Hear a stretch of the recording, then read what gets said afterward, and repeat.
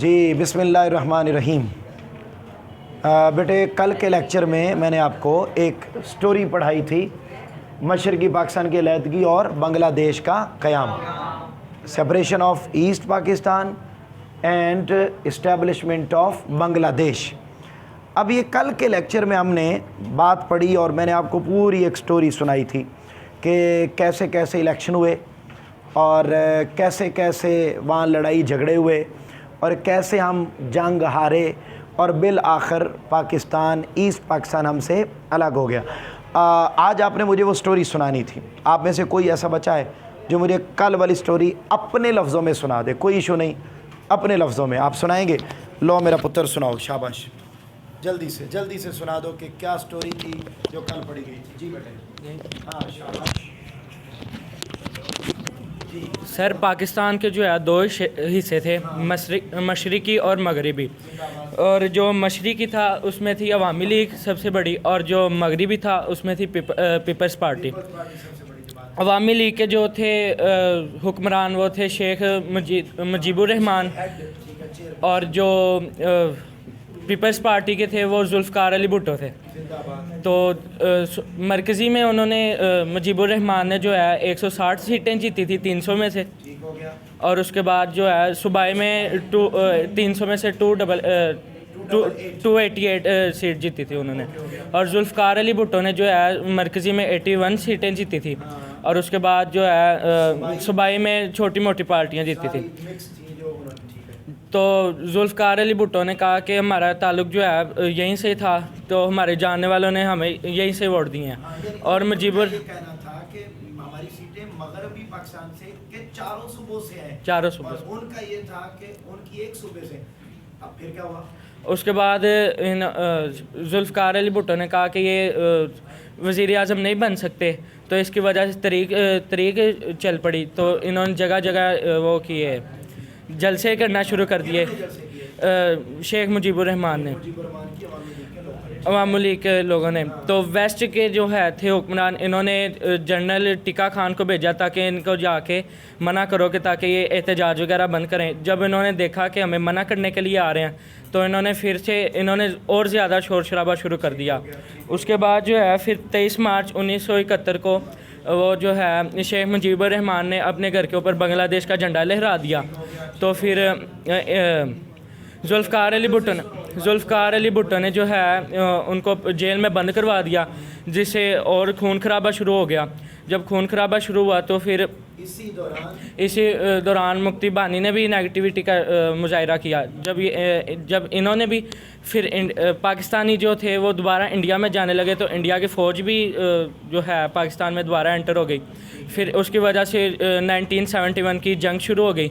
जब वो शुरू हुई तो फिर हम पाकिस्तान वाले जो है थे जंग हार गए, और इसकी वजह से 16 दिसंबर 1971 को बांग्लादेश एक अलहदा मुल्क हो गया। बहुत अच्छी सी क्लैपिंग कर देना है। बहुत अच्छे, जिंदाबाद। ये बहुत अच्छा सुनाया, इट्स ओके। अब बेटे इतनी बात आपने, वो जो कल स्टोरी सारी थी वो आपने सुन ली है। अब हम उसी स्टोरी पर पहले हेडिंग्स लिखेंगे और उसके बाद फिर हम ये बात जानेंगे कि भाई इसका सिर्फ यही रीज़न थी सेपरेशन की, या इसके अलावा भी कोई और रीज़न थी, वजूहात थी, उनको हम जानने की कोशिश करेंगे। आइए बेटे ज़रा देखिएगा। सबसे पहले तो 1970 के आम इंतखाबात, ये जो पॉइंट है 1970 के आम इंतखाबात, इसमें तो आपने बेटे सिर्फ चीज़ें हाईलाइट करनी है, बस हेडिंग्स नहीं है इस पॉइंट पर, चीज़ें हाईलाइट कीजिए ज़रा। पहला हिस्सा है बेटे लिखे गए 1970 में आम इंतखाबात का ऐलान हुआ, अंडरलाइन कीजिए MCQs, और इसमें बड़ी पार्टियों ने जोश खरोश से हिस्सा लिया, लेकिन दो पार्टियां नुमायाँ थीं, अंडरलाइन कीजिए, लास्ट लाइन में लिखा हुआ है अवामी लीग और पीपल्स पार्टी। उसके बाद जब इलेक्शन हुए तो नेशनल असम्बली की सीट्स टोटल 300, जिनमें से 160 नशिस्तें जीती उन्होंने अवामी लीग ने, फिर पीपल्स पार्टी ने 81 जीती, फिर सूबाई बाकी जो थी वो दूसरी पार्टियों ने जीत ली। आगे बेटे जब सूबाई असम्बली के इलेक्शन हुए तो 300 में से 288 अवामी लीग ने जीती, जबकि बाकी जो थी पार्टियों के नाम अंडरलाइन करें, पीपल्स पार्टी, अवामी नेशनल पार्टी, जमीयत उलमा इस्लाम, इन्होंने बेटे सीट्स विन की। अब उसके बाद अगला जो पैराग्राफ, यहाँ आप हेडिंग लिखेंगे इंतखाबात के असरात, इंतखाबात के असरात, इम्पैक्ट्स, इंग्लिश वाले बच्चे, impacts of elections, impacts of elections. अब बेटे क्या असरात मुरतब हुए? वो असरात सारे वो हैं कि वो कहें हमने वज़ीर आज़म बनना है और वो कहें हमने बनना है, और यूं बेटे क्लैश हुआ। अब उस स्टोरी का जो असल सिलसिला है वो अब बेटे हमारे अगले पॉइंट पर शुरू हो रहा है, मशरक़ी पाकिस्तान की अलहदगी और बांग्लादेश का क़याम। इसको बेटे बड़े ध्यान से ज़रा पहली लाइन पर आप हेडिंग लिखेंगे जी, सिक्योरिटी थ्रेट इंग्लिश में लिखेंगे, और उर्दू वाले बच्चे लिखेंगे अमनो अमान का मसला। वक्त का मैं बड़े ध्यान से बेटे सुनते जाएं, स्टोरी आपने सुनी हुई वही बातें बेटे हेडिंग लिखें। क्या लिखा हुआ है? 1970 के आम इंतखाबात के बाद जब अवामी लीग को मशरक़ी पाकिस्तान में कामयाबी मिली और मुल्क की बागडोर अवामी लीग को न सौंपी गई, तो मशरक़ी पाकिस्तान में अमन व अमान की सूरत हाल बेटे क्या हो गई? ख़राब हो गई।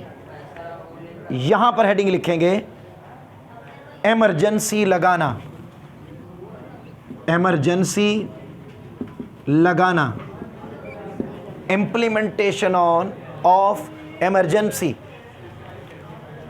जी बेटा, इन हालात को संभालने के लिए chief martial law administrator general Yahya Khan ने वहाँ पर क्या लगा दी बेटे? एमरजेंसी लगा दी। फिर यहाँ लिखेंगे, यहाँ लिखेंगे रोल ऑफ पाक आर्मी, पाक फौज का किरदार, रोल ऑफ पाक आर्मी। पाक फौज ने अमन अमान की सूरत हाल को बेहतर बनाने की कोशिश की बेटे। कौन गया था करने के लिए? जनरल टिका। लेकिन हालात रोज़ बरोज़ ख़राब होते चले गए, क्योंकि यहाँ हेडिंग लिखेंगे रोल ऑफ मुक्ति बाहनी, मुक्ति बाहनी का किरदार, रोल ऑफ मुक्ति बाहनी, क्योंकि वहाँ पर मुक्ति बाहनी नामी तंजीम फसादात फैलाने में मसरूफ़ थी। यहाँ लिखेंगे बेटे भुट्टो मुजीब मुलाकात, भुट्टो मुजीब मुलाकात, meeting of Bhutto and Mujib. Underline कीजिएगा बेटा, इन हालात में 15 मार्च 1970 को जुल्फ़कार अली भुट्टो, जनरल याहिया खान और शेख मुजीबुर रहमान की ढाका में मुलाकात हुई ताकि हालात को पुरअमन बनाया जा सके। ये मुज़ाकरात बग़ैर किसी नतीजे के ख़त्म हो गए। यहाँ लिखेंगे भारत की तरफ हिजरत, माइग्रेशन टू इंडिया या ट्रांसफ़र टू इंडिया, भारत की तरफ हिजरत, माइग्रेशन टू इंडिया। अब बेटे बताइए स्टोरी वही है सारी। अब आगे चले, कहते भारत ने, अच्छा, कशीदा हालात के बायस लाखों की तादाद में बंगालियों ने किस तरफ हिजरत शुरू कर दी बेटे? भारत, भारत की तरफ हिजरत शुरू कर दी। आप बेटे चेयर लेके इधर आ जाओ, आप चेयर लेके इधर आ जाओ, जल्दी से चेयर लेके यहाँ आ जाए। अच्छा कर दी बेटे। फिर क्या हुआ? भारत ने बंगालियों की मदद का सरकारी तौर पर ऐलान कर दिया। भारतीय फ़ौज ने बागियों को असलहा दिया और उनकी तरबियत करना शुरू कर दी, जिसकी वजह से पाकिस्तान भारत के माबैन हालात ख़राब हो गए। यहाँ पर बेटे देखिए, जनरल याहिया खान का हुक्म,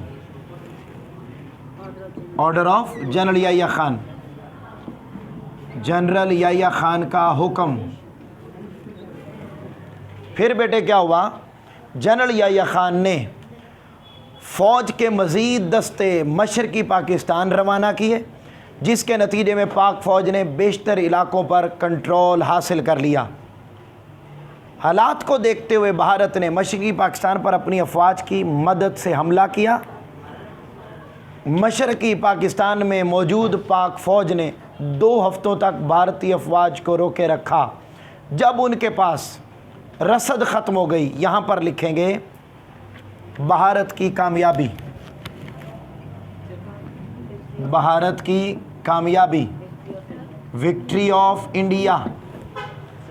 जब बेटे सामान, रसद मीन सामान, जो उधर सामान था, कल बताया था ना मैंने कि जो उधर सामान था वो ख़त्म हो गया क्योंकि सारा इधर था और ज़मीनी फासला बहुत ज़्यादा था, फौरी सामान वहाँ ना पहुँचाया जा सका। जब बेटे रसद ख़त्म हो गई, सामान ख़त्म हो गया और मज़ीद इमदाद न पहुँच सकी, तो भारत अपने नापाक इरादों में कामयाब हो गया। यहाँ लिखें बांग्लादेश का क़याम, इस्टेब्लिशमेंट ऑफ बांग्लादेश, बांग्लादेश का क़याम। बिल आखिर अंडरलाइन कीजिए बेटे, शॉर्ट क्वेश्चन जी बेटे। 16 दिसंबर 1971 को मशरक़ी पाकिस्तान हमसे अलहदा हो गया और बांग्लादेश के नाम से अलहदा मुल्क बन गया। ये तो बेटे वो स्टोरी थी जो कल आपको सुनाई और आज हमने रिवाइज़ की, बच्चे ने सुनाई। अब आगे हम बढ़ते हैं कि सिर्फ यही वजह नहीं थी अलहदगी की। अलहदगी की वजह में सबसे मेन थिंग बेटा ये थी, इधर देखिए तवज्जो से, मेन थिंग ये थी कि हमने जब से पाकिस्तान बना था ना, तो बेटे जो गवर्नमेंट का हेड ऑफिस था वो था कराची। पहले पाकिस्तान का कैपिटल कराची था, बाद में कैपिटल बना इस्लामाबाद, तब से अब तक इस्लामाबाद है। अब बेटे यानी पहले जो कैपिटल बना वो भी वेस्ट पाकिस्तान में, जो बाद में बना वो भी वेस्ट पाकिस्तान में, और पाकिस्तान की ज़्यादा आबादी उस इलाके में रहती थी।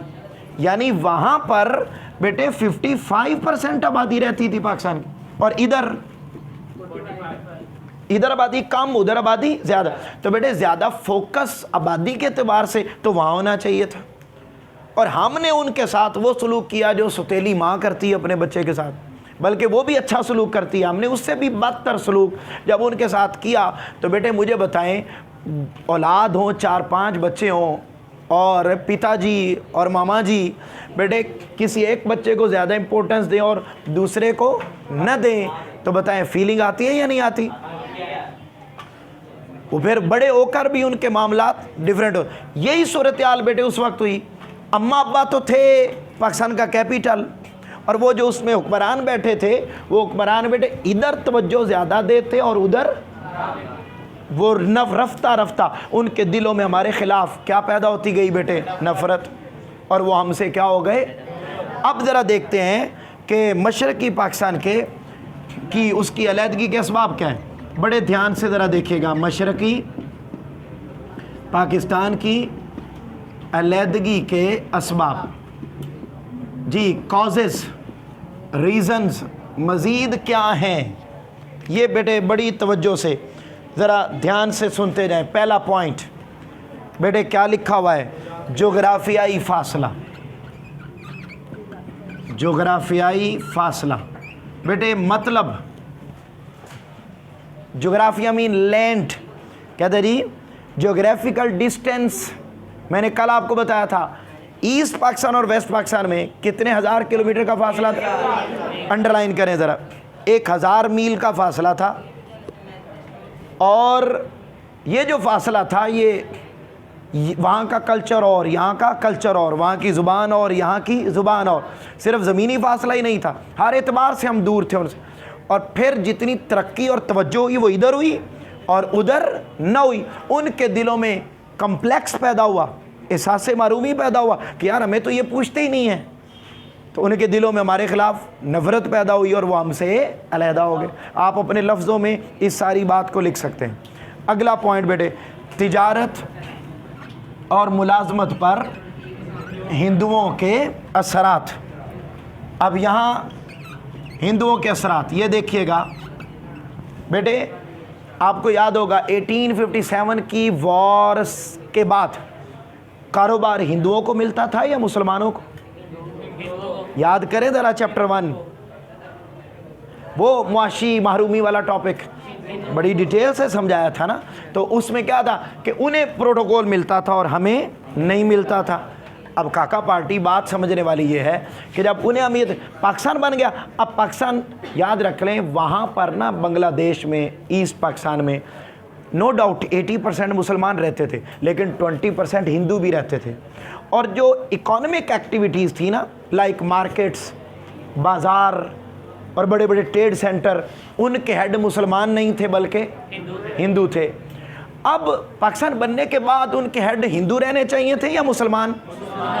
लेकिन चूंकि यहाँ की गवर्नमेंट ने तवज्जो ना दी, तो पाकिस्तान बनने के बाद भी वहाँ हेड कौन रहे? हिंदू। और बेटे सारा पैसा कमाते कौन? हिंदू। और नाजायज़ मुनाफा लेते कौन? हिंदू। तो बेटे वो महंगाई करते कौन? हिंदू। अब अवाम परेशान कि यार मुल्क हमारा है, लूटते कौन है? हिंदू। और हमें कुछ मिल नहीं रहा, तो उनके दिलों में हमारे खिलाफ क्या पैदा हुई? मोहब्बत। क्या पैदा हुई? नफरत पैदा हुई, और वो हमसे अलग हो गए। अगला पॉइंट देखो बेटे, मुआशी पसमानदगी, इकोनॉमिक बैकवर्डनेस, मुआशी पसमानदगी। अब वही बात दोबारा फिर रिपीट की एक नए अंदाज से कि इकोनॉमिक डेवलपमेंट मतलब सड़कें बनी तो इधर, इंडस्ट्री बनी तो बोलिए ना इधर, इस वेस्ट पाकिस्तान में। ईस्ट पाकिस्तान में कुछ ना हुआ, वहाँ के इलाकों को तरक्की ना दी गई, चीज़ें ना दी गई, वो हमसे अलहदा हो गए। अगला पॉइंट, हिंदू असातिज़ा का किरदार। ये बड़ी सादा बातें हैं बेटे, जो आप अपने लफ्ज़ों में लिख सकते हैं। Role of Hindu teachers. इधर देखो, जैसे इकोनॉमिक एक्टिविटीज़ किन के हाथ में थी? बोलो ना, हिंदुओं के हाथ। ऐसे ही मेरा पुत्र जो पढ़ाने वाले टीचर थे, क्योंकि 1857 की वॉर के बाद मुसलमानों को जॉब्स किन को मिलती थी? तो पढ़ाने वाले भी टीचर कौन थे? अब हिंदू जब पढ़ाते बच्चों को, तो बच्चे होते हैं, और वो भी उस दौर के जिस दौर में टीचर की कोई इज़्ज़त थी। आज तो टीचर की इज़्ज़त नहीं है, और जितनी, शुक्रिया बेटे मैं जानता हूँ, अब जितनी उस ज़माने में थी वो नहीं है आज। मैं आपको बताऊं बेटे कि वो हालात ये थे। अब बच्चे को जब टीचर पढ़ाता क्लास में, तो वो कहता कि देखो तुमने पाकिस्तान बनाया है, तो तुम्हारी हुकूमत तो तुम्हें पूछती ही नहीं, तुम्हें तो इकोनॉमिकली मजबूत ही नहीं किया, तुम्हें तो। वो बेटे पाकिस्तान के ख़िलाफ़ ब्रेन वॉश करते बच्चों को। वही बच्चे जब 10, 12, 15 साल के बाद बड़े हुए, उनके दिलों में अपने असातिज़ा की बातें पक्की हो चुकी थी, पुख्ता हो चुकी थी, और उन्होंने अपनी नफ़रत का इज़हार किया, और वो हमसे अलहदा हो गए। अगला पॉइंट बेटे, ज़ुबान का मसला। ज़ुबान बेटे, अब जब पाकिस्तान बना तो वो कहते थे कि कौमी ज़ुबान उर्दू नहीं होनी चाहिए, बंगाली होनी चाहिए, यानी सारे योंगो मोंगो बोंगो बोले हैं। अब बेटे पाकिस्तान जब बना, अब उस वक्त तो मैं था, कायदे आज़म थे, तो कायदे आज़म ने कहा चुप है, बोलना नहीं, ठीक है बोलना नहीं, आपने चुप रहना है। अब ना मेरा पुत्र, कायदे आज़म मोहम्मद अली जिन्ना की वजह से उस वक्त तो वो चुप कर गए, लेकिन जैसे ही कायदे आज़म फौत हुए, उन्होंने फिर तहरीक शुरू कर दी कि हमारी ज़ुबान को कौमी ज़ुबान बनाओ, योंगो मोंगो इसको कौमी ज़ुबान बनाओ। अब बेटे जब कौमी, हमने उनकी बात मान ली, और आपको पता है 56 में भी कौमी ज़ुबान कितनी थी, और 62 के आइन में भी कितनी थी? 2, उर्दू और बंगाली। हमने मान ली उनकी बात, लेकिन फिर भी वो कहते थे, शुरू में क्यों नहीं मानी? दे ऑल वर बर्निंग फुफो, ठीक है, क्या बने हैं, क्यों पहले क्यों नहीं हमारी ज़ुबान बनाई कौमी ज़ुबान, और फिर साथ उर्दू को क्यों बनाया हमारी कौमी ज़ुबान के साथ? तो यूँ बेटे उन्होंने ये भी कहा कि हमारी ज़ुबान को इम्पोर्टेंस नहीं दी, इसको भी उन्होंने नफ़रत का ज़रिया बनाया, और वो हमसे अलहदा हो गए। अगला बेटे, नुमाइंदगी का मसला। अब बेटे ये एक वैलिड पॉइंट था, नुमाइंदगी का मसला। अच्छा देखो, पाकिस्तान के हिस्से कितने थे? और मुझे बताओ जो नेशनल असम्बली थी उसके टोटल मेंबर कितने थे? बोलो 313, जिसमें 13 ख़वातीन थी, उनको छोड़ दें, बाकी कितने बचे?